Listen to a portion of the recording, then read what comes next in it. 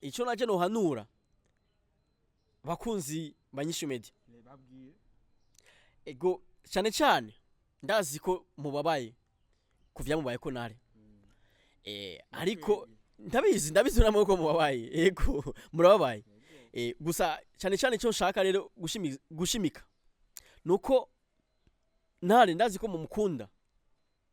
Okay, umuntu akunda na bose. Okay, mvuge rero ku bantu bamukunda. Abamukunda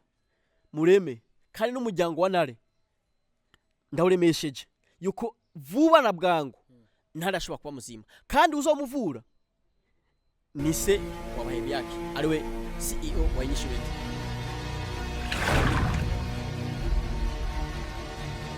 Okay, bakunzi banyishu media unone kuze John imbere yanyu inyuma ya kamera ni Benisha hamandanezerewe kandi kuba ndi hano ndezerewe ndanababaye kurako murazi ko tutoba turi mu munezero mu gihe mone wacu ari mu ngorane zidasanzwe murazi neza ivyabaye kuri wa mwana wanyu ntare mwamundi mwikundira naho nyene yagiye arakora ibintu bitabanezereje rimwe na rimwe gusa umwana igito gitagwiye wabone ko babivuga mu Kirundi. Uno munsi naje guhura n'uwitwa manager Frank niwe manager wa Inyishu Media batari bamuzi mumenye niwe manager wa Inyishu Media TV nkuko mu bisanzwe mubona turi kumwe ngaha anyaragiriwe bakwe nasavye na audience wanashaka sivyo manager. Nivyo musanzwe bijanye n'akazi kacu kamisi yose tumadukora si ibintu gusa biba gitomboka yego bo ikintu kimwe naho mubona tuko turamwenyagura canke iki turi mu kibazo ngira ngo manager wobuzi ko hari ingorane muri company yanyu. Ego ingorane turazizi ko muri company ko hari ingorane gusa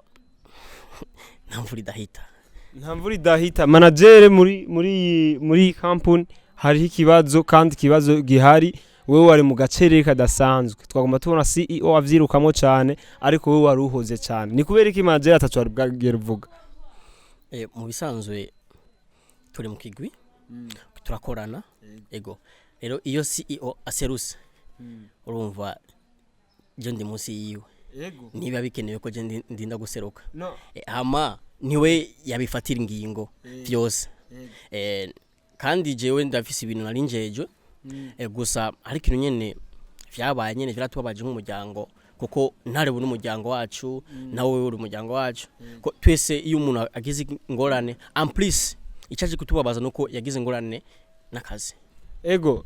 ico turacumva CEO washitse wewe uba uhashitse no ariko presence yawe ntuzi ko ikenewe cyane none nka ntare uzoza kumubwira ngo CEO yaranshiki ivyo arabizi nka staff ya Inyishu Media yuko umwe muri twebwe ahageze abari twebwe muri make naje nari nahashitse rero CEO nta burenga nta cyo yarafise aje gukora kubera naje ndi muri staff ico nico gusa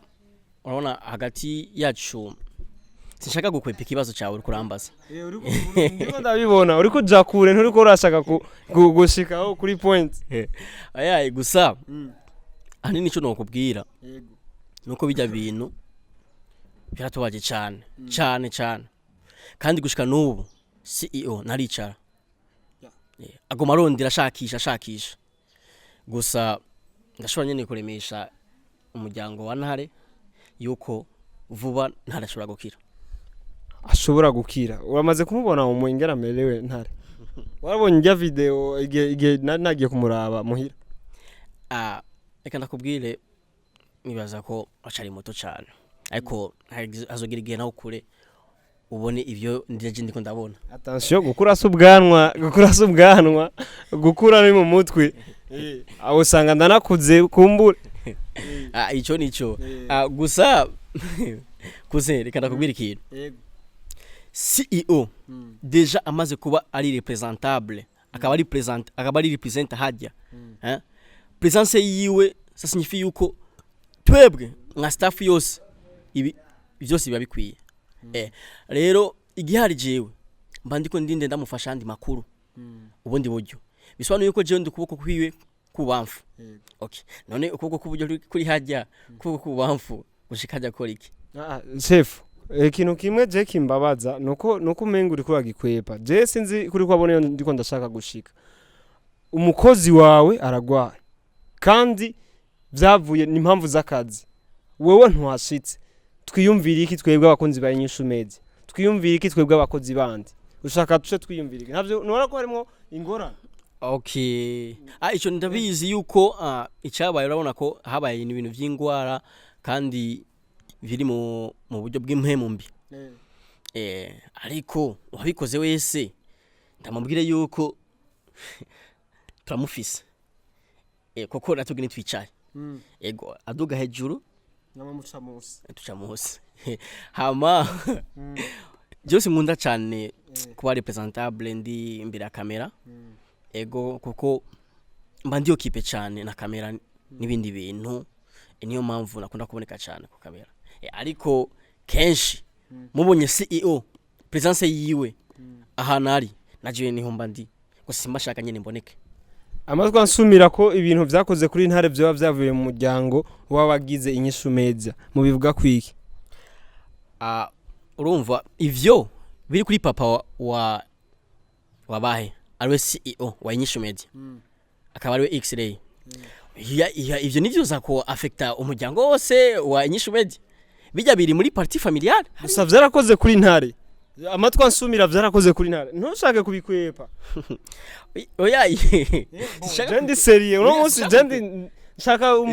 tuvugana ukuri ntushake kubikwepa sishaka kubikwepa ariko ivyakoze muri partie familiale ya X-ray ni ndi muri inyishu media umuryango wa inyishu media ni business urumva business igumeri muri business ariko kandi ivyabaye kuri ntare misanzwe sikuvuga ati sinzi uko no bikubwira ariko ico no kubwira muri umwanya ico no kubwira gusa ndiko ndakumviriza. Okay imiryango ibiri yarakoranye kandi ico kintu umuti turaronse ushako narakira gusa ego kandi sivyo mukeneye ego ico twagikeneye cyane gusa dushaka guhana umutwe abakunzi banyishume waho muco twarumvise ama audio asirikira wanashaka ku ma WhatsApp hehe arasirikira bavuga yuko se wa CEO ariwe yagize cyakora kuri ntare kubera ndibuka je nari nimbere ya kamera uwo munsi ntare amena umuti wiwe atavuga nzo gukora ikintu none ntiwumva ko iryo jambo ari ico ryaje gukora kuri ntare wowe gusuri kuragerageza kubikwepa urabona yuko je ndadudurira ko reka nakubwiye ntare kuba we yarashoboye gukora kijya kintu kumena urya muti sitoge twamutumya umena ashobora nyene guhanwa gato. Attention chef mu kiganiro mperuka gukorana nawe CEO yavuze ati inyishu media uko bigenda ko zitegezwa kuronka inyishu nukuvuga na ntare nta makosa afise kuba arondera inyishu kujya yavuze ko atakosa ririmo revuze ko mutadutumye je singwana no kubera nanje ndeka kugwa kubera urabona nta tuguvu mfise yaba ndazifise nanje mba ndondera inyishu kujya simba mvuze ngo yuko kugwana ari bibi ariko iyo umuntu agusindi ukaba uri mukuri kumukubita uramukubita ko ni nyishu ya bose nkuko si babivuga ni nyishu nyene iyo tuje kukubaza amakuru tukaba tuzi ko aya makuru yafise ukayatwima turayagutura inkoni zirajako nta blag ego hama igihari nuko gusa mugira umutuzo cyane cyane namwebwe nazi ko mwagize ubwoba kubona umukozi wanyu mugenzi wanyu mukorana ku kazi akaba yagize ingorane bivanye n'aka kazi nyene ariko ico womenya umuryango wa X-ray partie familiale ni X-ray nyene hama twebwe nka umuryango wa inyishu media ni nurundi ruhande turi muri business rero ivyo X-ray na papa wiwe bakoze nka twebwe duhagariye staff ya business ya inyishu media twamaze kwitorera ku muti kandi ni CEO nivyo tumurunguruka ariko ari amategeko twakoze muri company yacu inyishu media peu importe uri we wese tegerezo kuyaplika iyo ubaye contre nayo mategeko hama ngira ngo gusa niyo decision mwafashe gusa urazi manager naje ntanguye kugira ubwoba kubera bino bintu vyarinze bikora kuri ntare wa undi yemera ntare agenda ashobora kugwana n'ibihangange jewe ndi nk'akabiba imbere ya okay ndakubaza wobuze impamvu bijya bintu vyabaye kuri ntare aho vyavuye impamvu imvo n'imvana ni tama si tama iyo tama yari kurinda wa mukobwa nice byavuye ko rega je nabi ibiganiro byose je nabikurikiranye kubera aho nyene nari no kuri tere igihe ivyo biganiro byariko biraba jewe nari nije ndiko ndabikoresha ndakumva ingorane afise papa wa X-ray nuko akunda abakobwa akunda inkumi none nka narewe yari yamaze kubimenya yuko ujya mutama akunda abakobwa kuko atamuha yakirikara ingorane si ya ntare ujya mukobwa niwe yaje kuresha ntare aramwanka none ni kuko ibica bigaruka kuri ntare na jewe rero umugore wanje azohava mu ntwara fise ayaye gusa nkuko nababwiye haro reglema muri kampuni ya Nyishu Media ivyo bintu tugiye kuvyicarira ikindi kintu ni gute se wabahebi yake ari we X-ray bam ashobora kuzana amategeko muri Nyishu Media kandi wewe tuzi ko muri kampuni yacu atarimo uri henda amategeko yazanye ryari hehe wafite icemeze mbiza ndaguha karorero jewe nshitse kuri biro nsanga niwe yazanye raporo yuko ategerezwa gukoresha ikiganiro uwo munsi nyene kuvyerekeranya na Nice uwo munsi nyene ega yasavye ikiganiro kandi gitegerezwa kuba apana gusaba gusa gitegerezwa kuba reka ndakubwira naho gico yubaha umuntu wese agiye wica atinya yego kandi umuvyeyi amara umuvyeyi tu ivyo akora vyose ni umuvyeyi none hari umuvyeyi ni umuvyeyi wa CEO no gusaba ikiganiro hari ingorane nk'ubyo ncamfirayo urazi imbuga itante attention twebwe tuko turibaza ko ibi bintu jewe umushaka mu nyumve na ibi bintu ndafise amakenga yuko muri staff hari abantu bafise mu ruhara ndakubeshe je ndakubwiza ukuri kubera ko n'ubuzima amagara rutamajana n'ubuzima ngaha ni atakaza ubuzima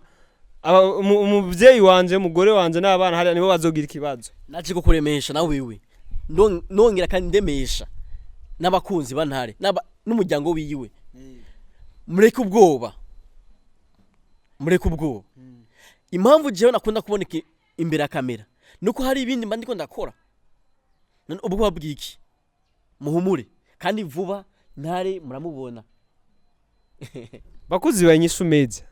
ndabashimire ngira ngo murumvise ivyo manager wa Nyishu Media TV aheje kutubwira ngaha mwese mwabikurikiranye so tuvyizere nkuko abivuze gusa ako bamurazi ntikabura turabana b'abantu Beni zimya kamera twigire tugende ngira ngo agomba aje kutugurira agafana manager twahuye twogenda uko nyene turaje tugende